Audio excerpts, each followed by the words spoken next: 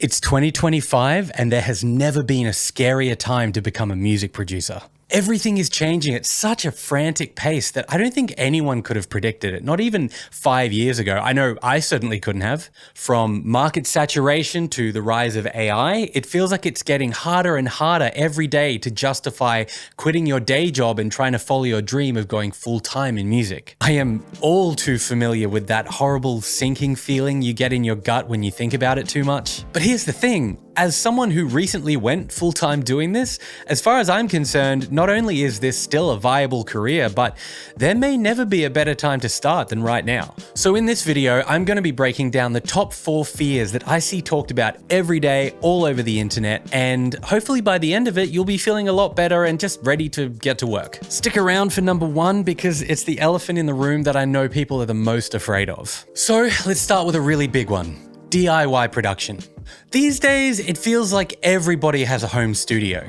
Gear is so cheap, plugins are amazing and really easy to use, and there are thousands of videos all over YouTube showing you every aspect of how to do this yourself. I mean, I personally owe my career to all of these things. I didn't come up in a commercial recording studio, I didn't go to school for it. Everything I know, I taught myself online. So it's easy to feel like, why would artists or bands hire me when they can clearly just do it themselves? And I'm not gonna lie, like the gap between what an artist can do for themselves and why they might hire you has closed a lot. But as someone who works with artists every day, I can tell you that DIY production only goes so far. And sure, they can record themselves at home, but when it comes to mixing or mastering or creating a sound that really stands out, they need someone with the experience to help them take it to that next level. Aside from your technical skills that you've spent years developing, if you're doing your job right, they will be getting so much more out of the experience than simply just a service. They'll be getting a fun experience, they'll be getting a highly trained set of ears that should be able to help them with arrangement and songwriting, but they'll also be getting a point of quality control. I've had experience with artists where I made them do it over and over again, and at the end of the day, they came up to me and said, "Thank you so much for pushing me," because they knew that what I'd pushed them to was not really something that they could have done on their own. You are not just a button pusher, you are a collaborator, you're a problem solver, and you're someone that can help them bring their vision to life, and artists love that so much, and it really helps you stand out. And speaking of standing out, that takes us to number 3, market saturation. Everyone's a producer nowadays.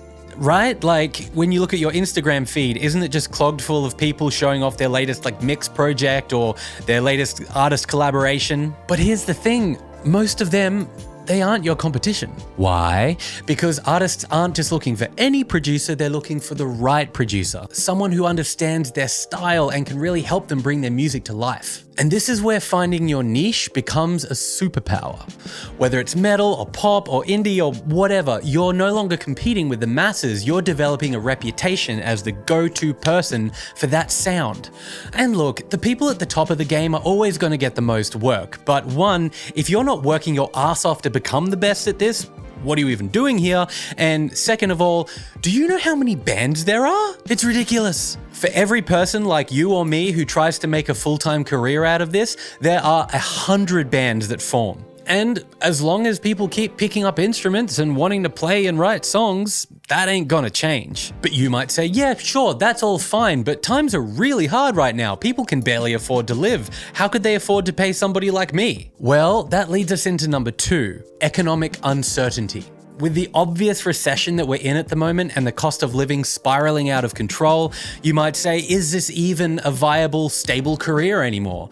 And look, the first thing I would say is that any kind of freelancing work has always, by nature, been incredibly unstable. So if you want to do this, you have to be mentally and emotionally prepared for the highs and the lows. I remember I met an audio engineer when I was a kid. In high school one year, one of the teachers actually brought in a music producer to talk to the class about what it was like to do his job.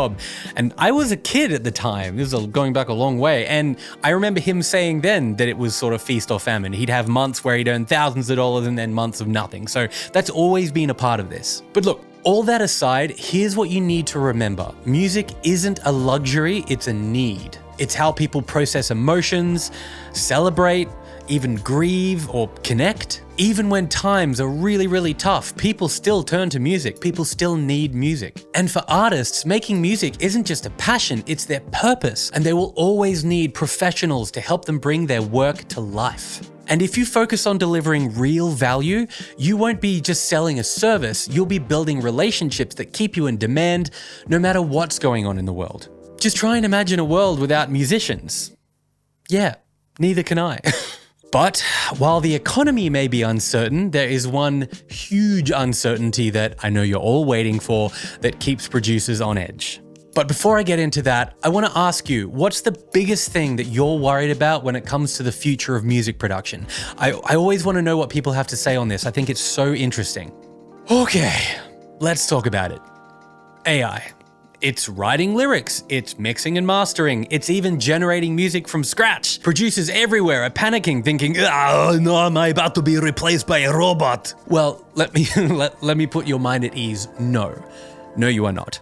AI is a tool. It is not a creator. It can analyze data, it can recognize patterns, but it can't feel. It doesn't have a story to tell. It can't connect with artists, understand their vision, or bring that human quality to a production. Also, as I've already said, artists don't hire producers just for their technical skills. They hire them for their guidance, for their taste, for their ability to bring out the best in the music. And that's not something an algorithm is going to replicate. Look at it this way. AI generates music based on all of the music that has already existed. Fundamentally, it cannot come up with anything new. It can't create. All it can do is follow pre-established patterns of stuff that has already existed, already come and gone. It is categorically incapable of writing music that is better than anything that's already out there. Think of AI as a more of the same machine. It is simply just a predictive algorithm that generates music based on pre-existing patterns. That human spark, that little piece of unpredictability or chaos that lives in the heart of every true artist or producer, AI can never touch that. At the very worst, it's forcing people to elevate their craft and get better and rise above the general noise that's populated by AI-generated content. And for that, we should all be grateful. So instead of fearing AI, embrace it. Use it to speed up your workflow and make you more efficient. But remember, you are the one guiding the creative process, and that's not going to change. So look, I really hope that helped. I hope that put your mind at ease a little bit. I really genuinely do believe that it's not as doom and gloom as people will have you believe.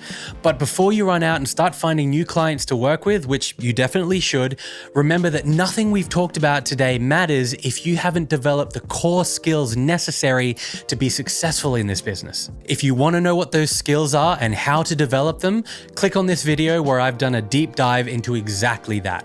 It's your foundation, and I promise you it will set you up for success. So I'll see you over there, and thanks for watching.